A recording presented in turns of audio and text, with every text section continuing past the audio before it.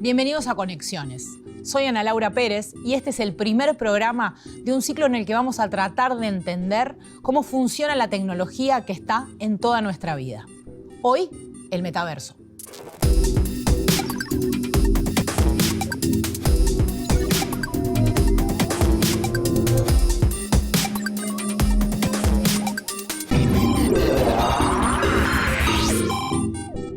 Un metaverso es un lugar que no existe en el mundo real, un lugar en el que podríamos reinventarnos, ser lo que no somos. ¿Pero es un lugar para todos? ¿Todos tenemos la misma posibilidad de acceso? ¿Hasta dónde podemos hacer ahí lo que acá está prohibido?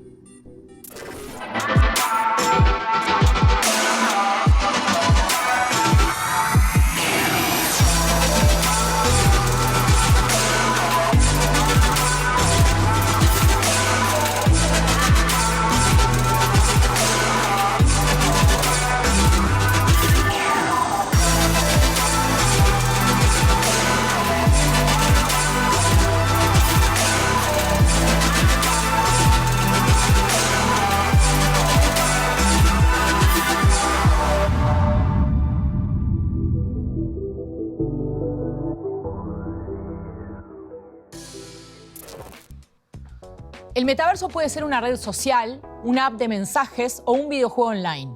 Pero en los últimos años, la palabra metaverso empezó a usarse para otra cosa, más específica y asociada con la marca Facebook o Meta, para ser más exactos. Porque el 28 de octubre de 2021, Mark Zuckerberg, el fundador de Facebook, hizo esto. Hey, and welcome to Connect. Today, we're going to talk about the metaverse. I want to share what we imagine is possible. The experiences you'll have, the creative economy we'll all build, and the technology that needs to be invented, as well as how we're going to all do this together. Zuckerberg anunciaba que a partir de ese momento, Facebook Inc. cambiaría el nombre de su empresa matriz a Meta.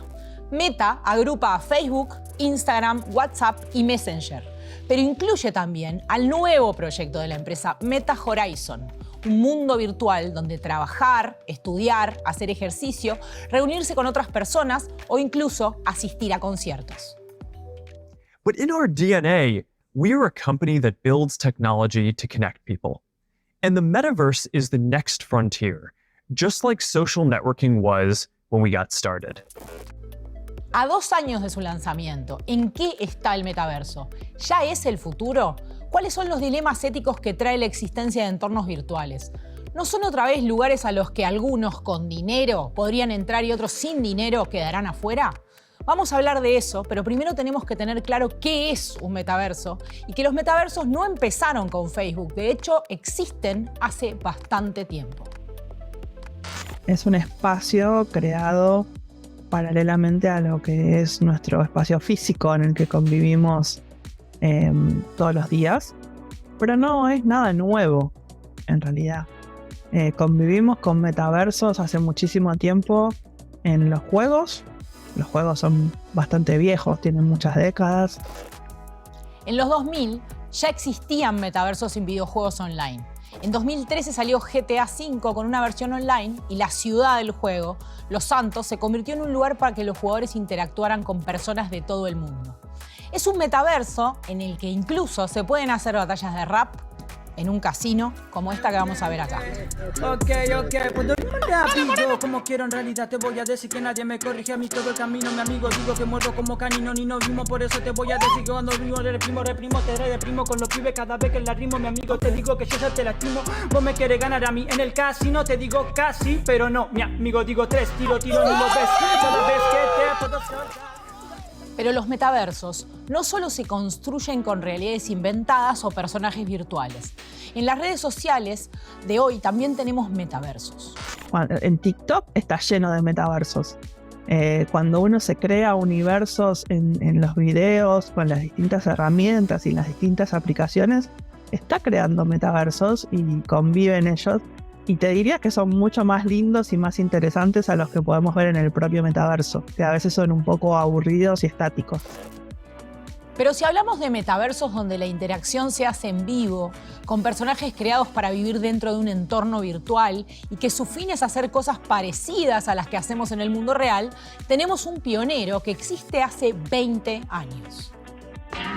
Second Life empezó a funcionar en 2003 con la idea de que los usuarios pudieran tener una segunda vida en un mundo virtual, crear un personaje, interactuar con otras personas y gestionar su propio mundo.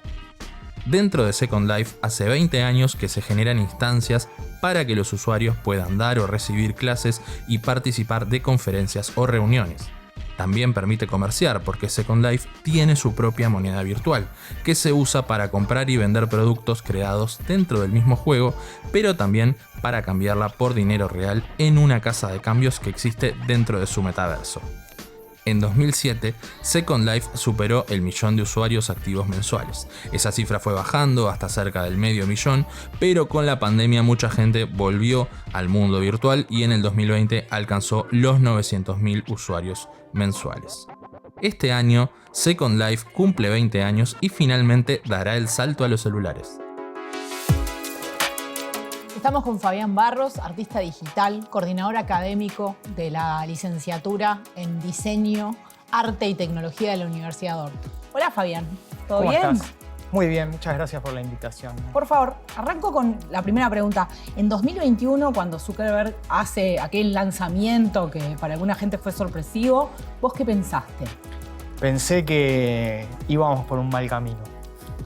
¿Por qué? Porque todo lo que tiene que ver con estos entornos digitales que tienen mucha historia más allá, ¿no?, del lanzamiento de Meta, que coincide además con una política institucional de cambio en la marca, ¿verdad? Como todo un, digamos, a partir de ciertos problemas además que estaba atravesando esa compañía.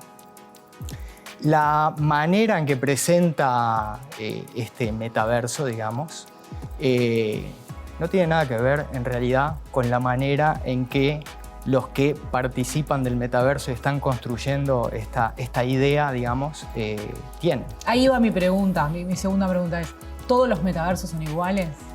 Bueno, mira, cuando hablamos de metaverso, a mí me gusta hablar de el metaverso, ¿tá? Así como hablamos de la internet y no de las internet, ¿no? Hablamos de un espacio virtual que está en construcción y que es básicamente una idea donde poco a poco distinto tipo de entornos, bueno, se van sumando y construyendo algo que finalmente se supone será una construcción colectiva mucho más grande, ¿no? Ahí, por ejemplo, están desde videojuegos masivos como puede ser Minecraft o Fortnite a espacios, digamos, con una visión más comercial como puede ser Spatial.io, que hoy, digamos, es un entorno que está creciendo muchísimo, y los metaversos o los entornos metaverso vinculados a lo que es blockchain, ya con una visión mucho más direccionada hacia productos más comerciales como Decentraland o The Sandbox, por ejemplo. Y desde el punto de vista de un campo con el que vos estás familiarizado, como es el diseño, ¿también hay diferencias en los entornos? Sí, totalmente, totalmente. Hay una variedad muy grande y de hecho yo, por ejemplo, elijo bastante los entornos por la estética que tienen, ¿no? De acuerdo a bueno, la usabilidad por un lado, pero me pesa mucho, ya como más veterano, todo el aspecto más estético, ¿no? ¿Y dirías que el metaverso puede servir para balancear algunas diferencias que existen en el mundo, algunas desigualdades, incluso discapacidades que pueden existir en el mundo físico? ¿Es una posibilidad esa? Yo creo que sí. A veces le pedimos mucho a las nuevas tecnologías y a los nuevos entornos que vengan como puros, ¿no? Descontaminados. Sin problemas. Claro, de toda la maldad humana, ¿no? Y de todas las miserias que tenemos en nuestra civilización. Por supuesto que es un espacio nuevo y que tiene un montón de posibilidades. Por supuesto que hereda todas las cosas que sabemos que pasan en nuestro entorno.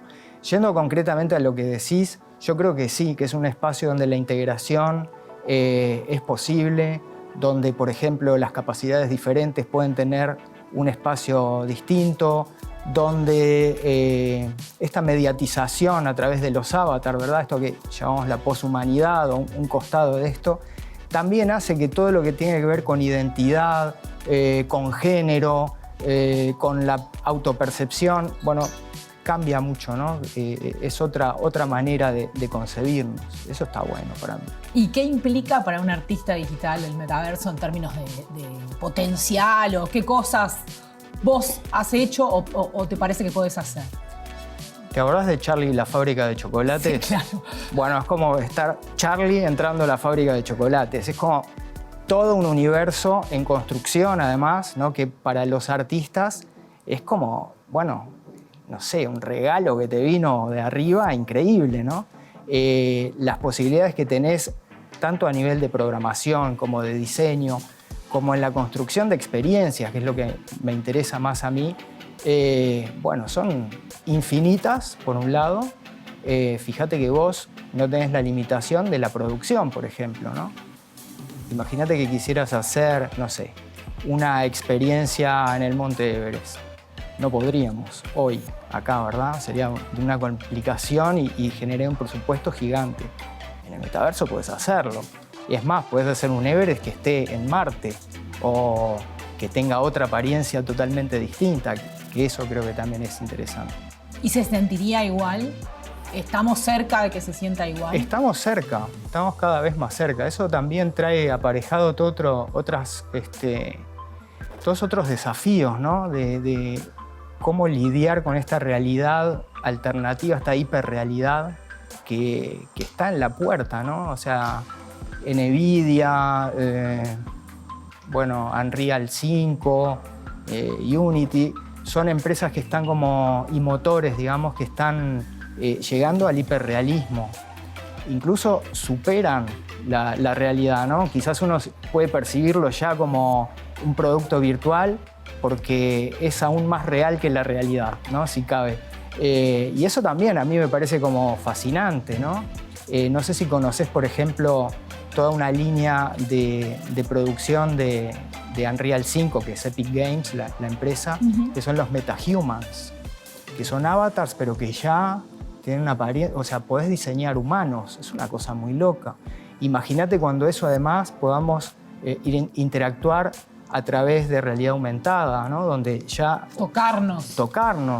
Ya hay como desarrollos de Google que van en ese sentido, ¿no? De holografía táctil. Cosas que parecen como... Bueno, cuando yo era de chico parecían del siglo, no sé, 26, ¿no? Y lo estamos viviendo hoy.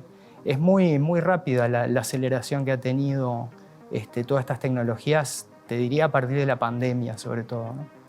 Muchísimas gracias, Fabián. Nos vemos en un rato para reaccionar a algunas cosas y nos vemos después de esta tanda. ¿De dónde viene la palabra metaverso? ¿De un libro de ciencia ficción? ¿De un estudio académico de la Universidad de Stanford? ¿De una película de Steven Spielberg?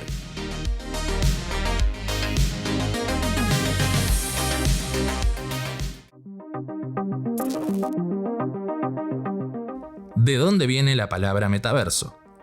De un libro de ciencia ficción.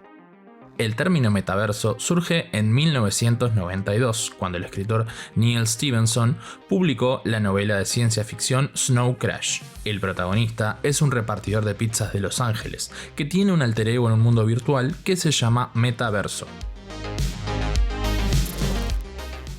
El metaverso vino de esta idea noventosa de un escritor de ciencia ficción. ¿Pero solo él tiene este pensamiento? ¿Los humanos no pensamos siempre en realidades alternativas parecidas a los metaversos? Yo creo que los humanos siempre pensamos realidades alternas de tipo metaverso. De hecho, te voy a decir, creo que es de las cosas que hacemos mejor. Para mí la realidad virtual, no solo para mí, hay una cantidad de pensadores que van un poco también en esta línea. La realidad virtual es algo que acompaña a la humanidad desde siempre, ¿no? O sea, sobre todo, por ejemplo, desde la actividad narrativa, y desde la actividad narrativa, si querés, en términos como más primitivos, ¿no? O sea, esta costumbre por ejemplo, de contar alrededor de la hoguera, ¿no? Sabemos, por ejemplo, ¿no? Tenemos rastros de que probablemente las pinturas rupestres cumplieran en parte también esa función, ¿no? De al volver de la caza o previo a la caza, recrear el momento de la cacería, ¿no? En formato virtual, si se quiere, y que ahí obviamente en virtualidad una acepción muy amplia de virtualidad como no realidad o como una especie de realidad mental paralela, ¿no? Eso acompaña a la humanidad, yo te diría que desde siempre. No creo que pueda haber un momento en donde digamos, mirá, esto estuvo ausente de nuestra constitución humana. Incluso a partir del desarrollo del lenguaje conceptual, los humanos empezamos a entrar en un territorio de la virtualidad que nos permitió construir el mundo tal como es hoy. En lo virtual, imaginamos un plato, un vaso, una casa, una canción, un poema.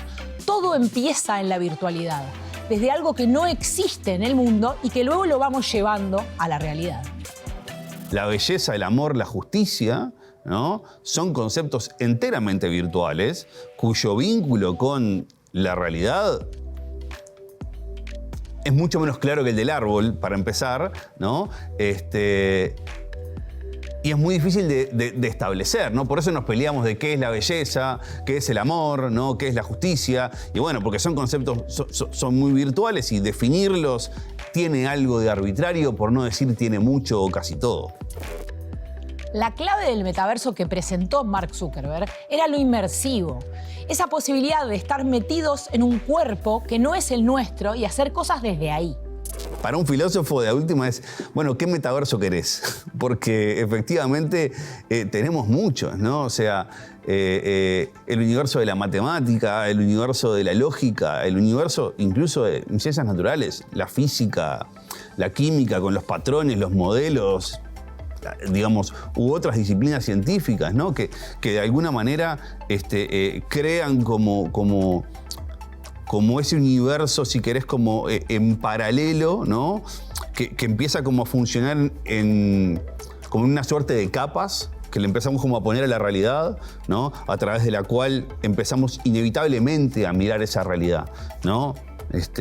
Antes de Ramón y Cajal, el cerebro era plasticina, ¿no? O muy parecido, ¿no? Sin embargo, descubrimos las neuronas y ahora todo en el cerebro es interacción entre neuronas y no hay manera de dejar de ver eso cuando vemos el cerebro. Ahí Heidegger tiene una idea bien interesante. Heidegger dice, la dimensión técnica del ser humano en definitiva es una forma de hacer aparecer cosas en el mundo que antes ahí no estaban. Y una vez que tenemos al objeto técnico, al hacer técnico como de alguna manera como catalizador entre yo y el mundo, ya no vemos el mundo como lo veíamos antes, ¿no? Entonces, podríamos pensar en un hombre primitivo, pre-invención del barco, que miraba el mar y veía un peligro, pero sin embargo el mundo post-navegación, post-barco, ve el mar y ve posibilidades. El capitán del navío mira el mar y dice, acá hay una ruta navegable, ¿no? Y eso es lo que hace la técnica cuando inventa esos metaversos, ¿no? Te muestra que el mundo puede ser otra cosa y que solamente hace falta eso, solamente hace falta ese catalizador para que el mundo sea esa otra cosa. Yo creo que ahí la dimensión de la experiencia, en esto de poder vivir otra realidad, ¿no? Y sobre todo yo ahí creo que redoblaría la apuesta a esto de decir la posibilidad de experimentar otra realidad, ¿no? O sea, porque en estas virtualidades que yo te hablaba antes, ¿no? Como las de la narrativa, sí tenemos como un ensayo ancestral de cómo sería vivir otra realidad, ¿no? Por eso Shakespeare te rapta y Tolstoy te rapta en la narrativa, porque vos como que te vas como metiendo en ese vórtice, ¿no? De ese mundo y es como que de repente te cuesta salirte, te cuesta pensar que no estás ahí, ¿no? Entre Romeo y Julieta, ¿no? O en el medio de la guerra. Y esto, como con Shakespeare o Tolstoy, o como con Spielberg o James Cameron, nos hace sentir que estamos en un mundo de ciencia ficción.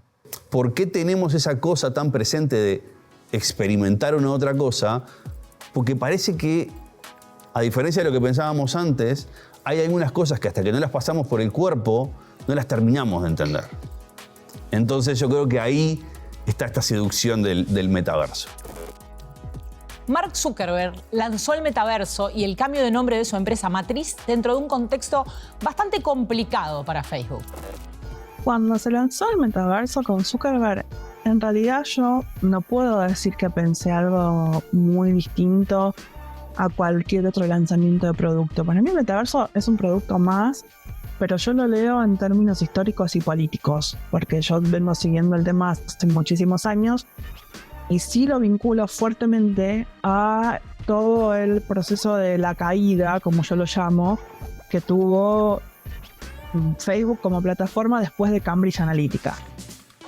Cambridge Analytica era una empresa que recolectaba y analizaba cantidades enormes de datos que las personas dejaban en Internet, principalmente en sus redes sociales, y que después se utilizaban para campañas electorales muy agresivas.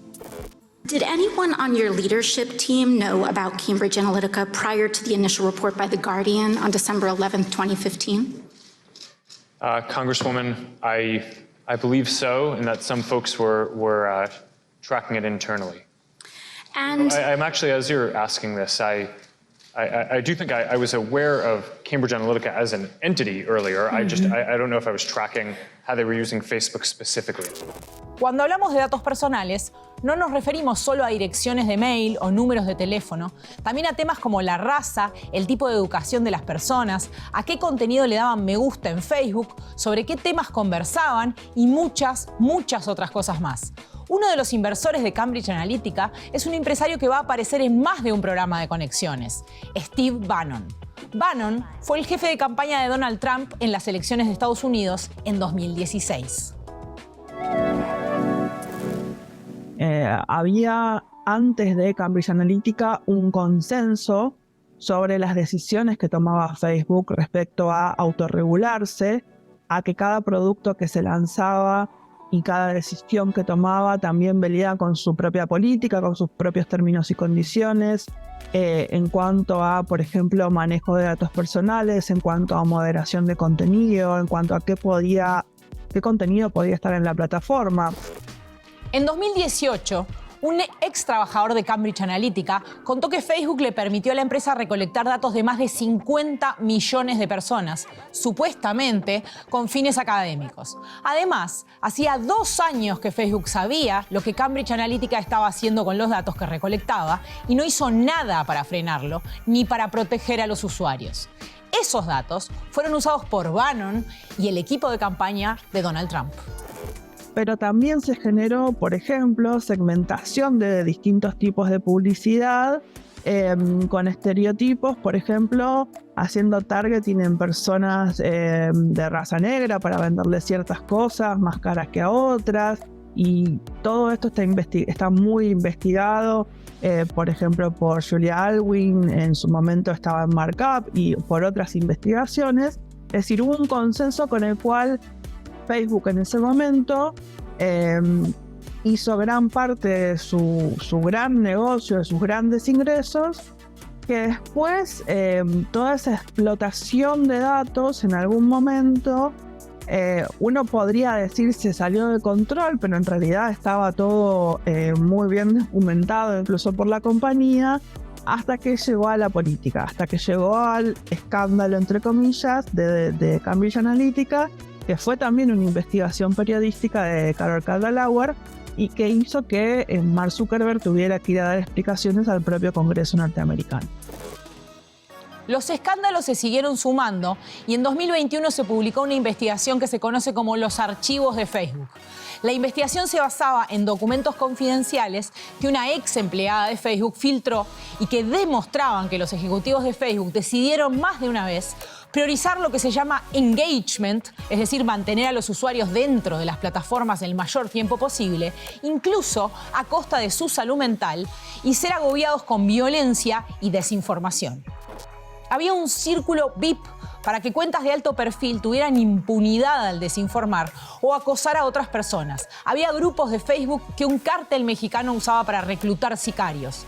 También se supo que más de un 30% de las adolescentes estadounidenses con cuenta en Instagram se sentían mal con su cuerpo y que un 40% de ellas empezaron a tener estas sensaciones al ver el contenido en esa red social.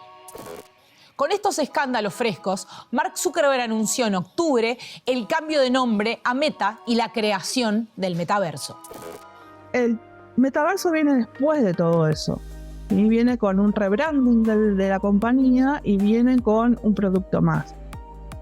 Yo creo, por lo tanto, que no se puede separar de todo ese proceso político que sucedió con la empresa. Y ni bien se abrieron algunas puertas para acceder al metaverso, empezaron a notarse los problemas. Lo primero estaba justamente a la vista. Horizon no se ve bien. Muchos usuarios empezaron a quejarse de que sus avatares no tenían piernas y se veían todo el tiempo como fantasmas flotando. Luego de casi un año de quejas, Mark Zuckerberg anunció la inclusión de las piernas para los usuarios. Se presentó como una gran novedad para el servicio, pero había un problema. Las piernas eran falsas. Al día siguiente del anuncio, Zuckerberg reconoció que el video se hizo con captura de movimiento y que la tecnología para las piernas aún no estaba lista. Los gráficos o las piernas son problemas visibles, pero hay cosas que no se notan tanto. ¿Quiénes pueden acceder al metaverso y qué se necesita para estar ahí?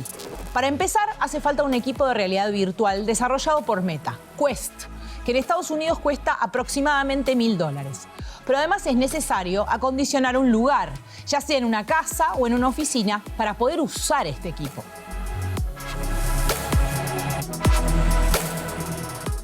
Horizon Worlds se lanzó con una promesa, la de pertenecer a un sector privilegiado que iba a poder acceder a eventos especiales y codearse, siempre de forma virtual, con las grandes estrellas del arte, los deportes y el mundo empresarial. Y entonces se abrió otra rama de discusión sobre el metaverso, que es sobre la ética. ¿A quién puede beneficiar y a quién va a perjudicar la existencia de un lugar así? Esa pregunta por ese diálogo entre literatura, ciencia ficción, ingeniería, ¿no?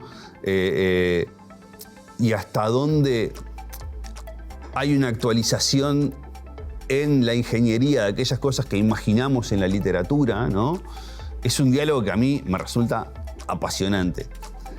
Tanto por las veces que se cumple, como por lo que pasa por las veces que no se cumple.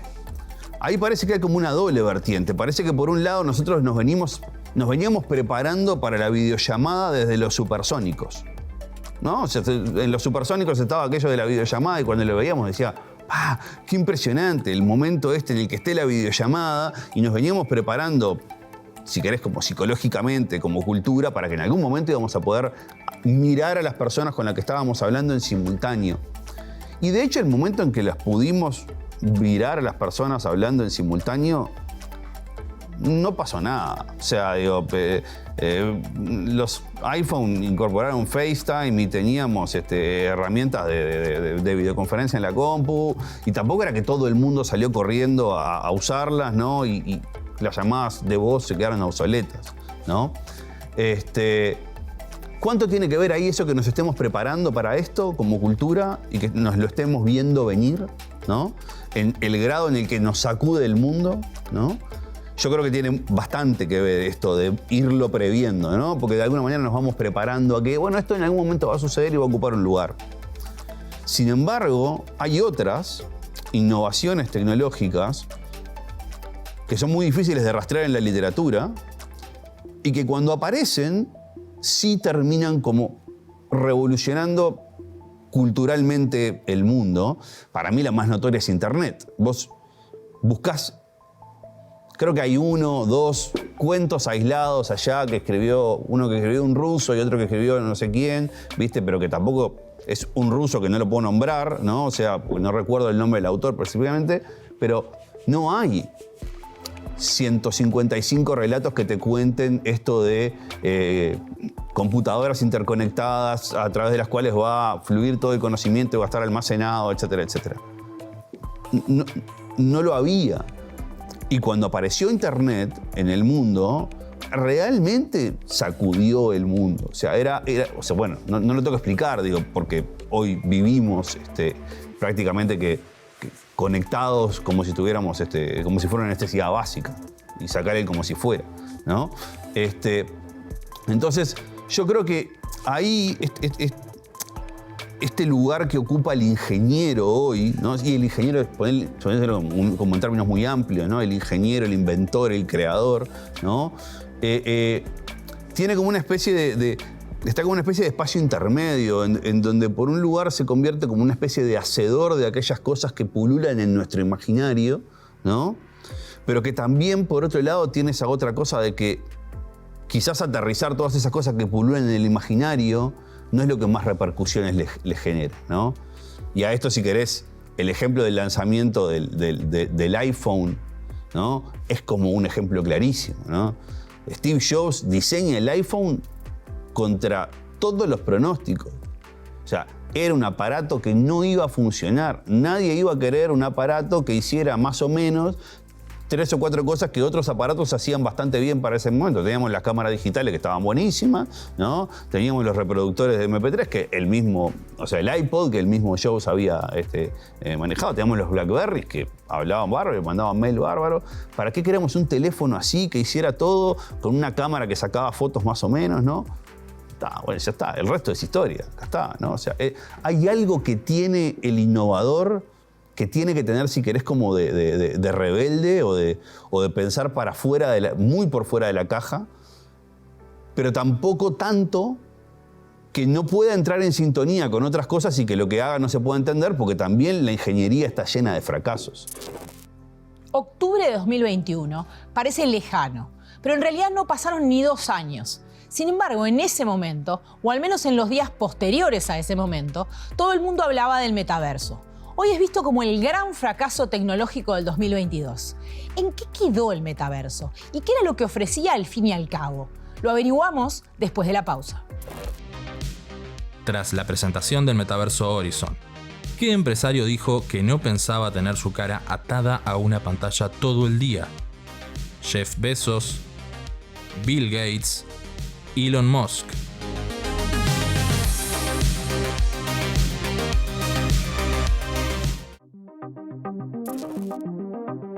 Tras la presentación del metaverso Horizon, ¿qué empresario dijo que no pensaba tener su cara atada a una pantalla todo el día? Elon Musk. En diciembre de 2021, Elon Musk, que aún no había comprado Twitter, fue entrevistado en un podcast y se le preguntó qué opinaba sobre el metaverso que había presentado Mark Zuckerberg.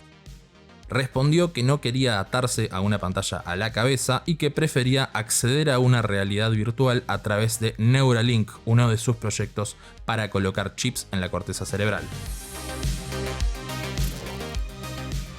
Seguimos en Conexiones y volvemos con Fabián. Y un poco la idea es proponerte hacer una actividad más alejada de la entrevista, pero que reflexionemos juntos sobre algunas cosas.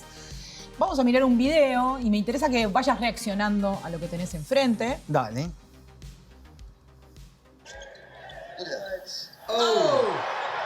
Bueno, esto parece como una experiencia de realidad mixta, ¿no? Un poco entorno virtual con avatars y están viendo un partido de básquetbol, o sea. Pero todavía parece como en términos de diseño. Y a mí me ponen nerviosos los avatars, que son un cuerpito, ¿no? Una cabecita sin cuerpo. Sí, como que flotan. Pildorita, le digo yo, ¿no? Eso debe tener unos años ya en realidad. Porque aparte de Oculus, después ya fue MetaQuest, como que cambió. Verdad. Y acá, bueno, es como más inmersivo, ¿no? Seguramente una experiencia de realidad virtual. También de la liga de básquet. Pero también tiene una cosa como unos gráficos de otro tiempo. Low poly, ¿no? O sea, eso es porque el renderizado, sobre todo al principio, ¿no? Cuando empezaban las primeras experiencias de realidad virtual, bueno, se necesitaba que fuera en muy baja resolución para poder procesar todos esos datos. Para que se moviera, ¿no? Digamos. Exacto.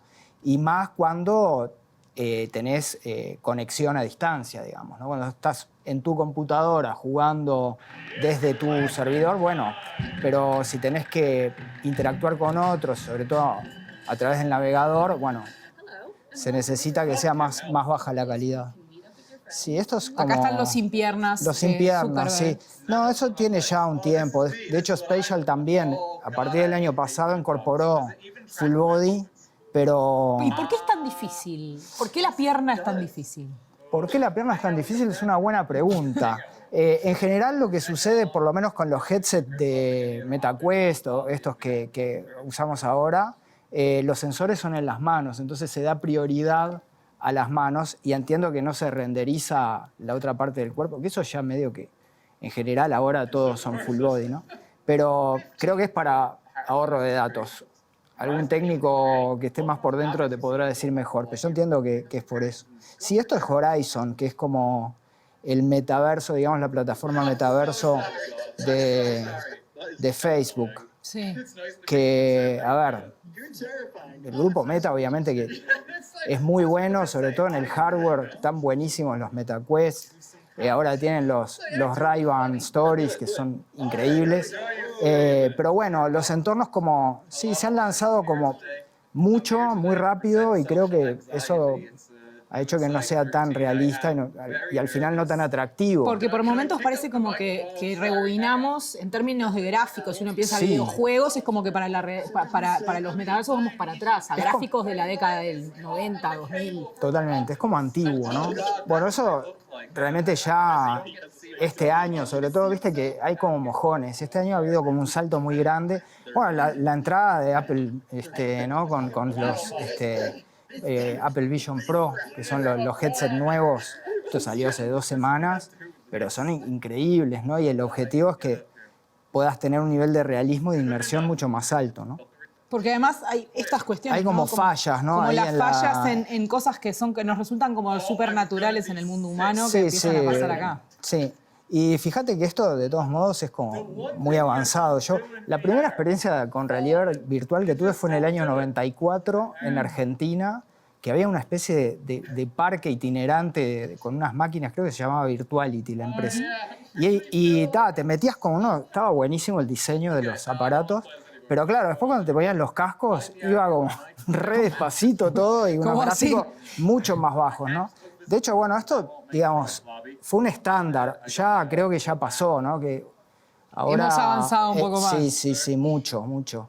6 meses, 1 año en este tipo de tecnologías es mucho tiempo, ¿no? Y Meta yo creo que está como guardándose para salir con algo más fuerte. Ahora, ¿vos dirías eso? Sí, están sacando los Quest 3 y, digamos, me parece que va a mejorar bastante. Bueno, Fabián, muchas gracias por haber sido el primero en reaccionar, en probar este experimento que estamos haciendo con Un placer y me encantó la mesa, además. Un día te la prestamos. Genial. Bueno, y nosotros vamos a ver que este fue el principio del metaverso para Meta, pero después empezaron a surgir algunos problemas. Todo estaba encaminado para el nuevo futuro de la tecnología, una vez más con Mark Zuckerberg liderando la vanguardia. Y muchas empresas se subían a ese tren. Pero 1 año después del anuncio del metaverso, Meta se desplomaba en la bolsa y perdía más de un 60% de su valor. ¿Por qué? Por 3 factores. La competencia con TikTok, unos cambios en la política de privacidad de Apple que hicieron más difícil orientar la publicidad hacia sus dispositivos, y el gasto en el metaverso.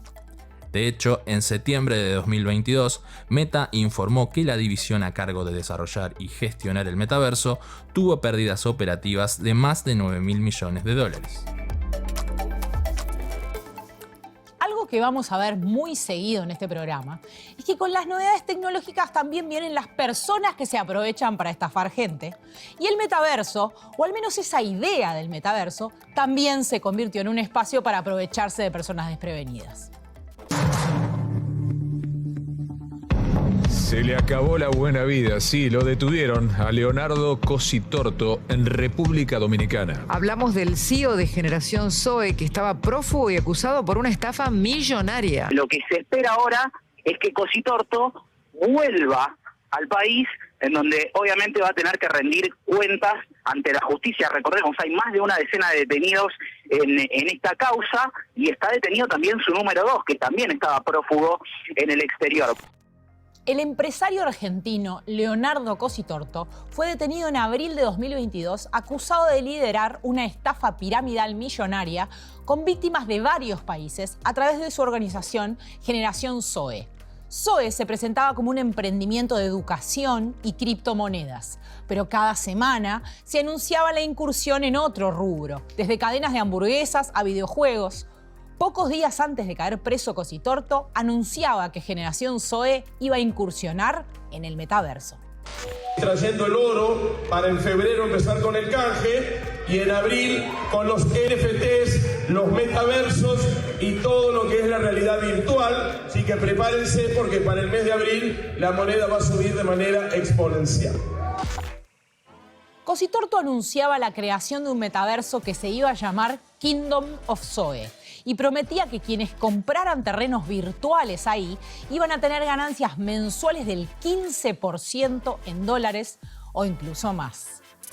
Pero bueno, por todo el contexto que a veces se va ocurriendo, las cosas se tienen que acelerar.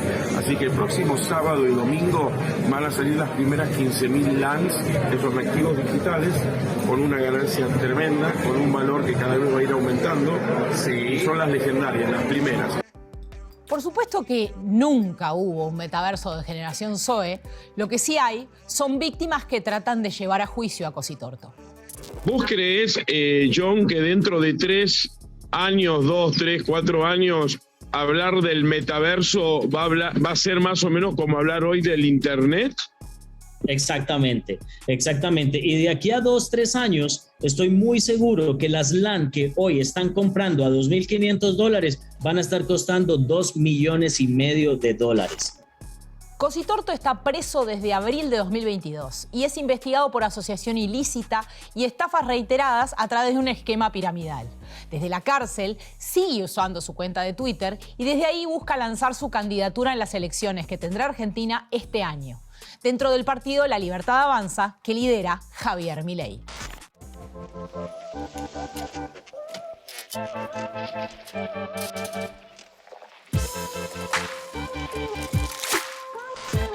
El caso de Generación Zoe, si bien usa el metaverso como excusa, no afecta a Meta de forma directa.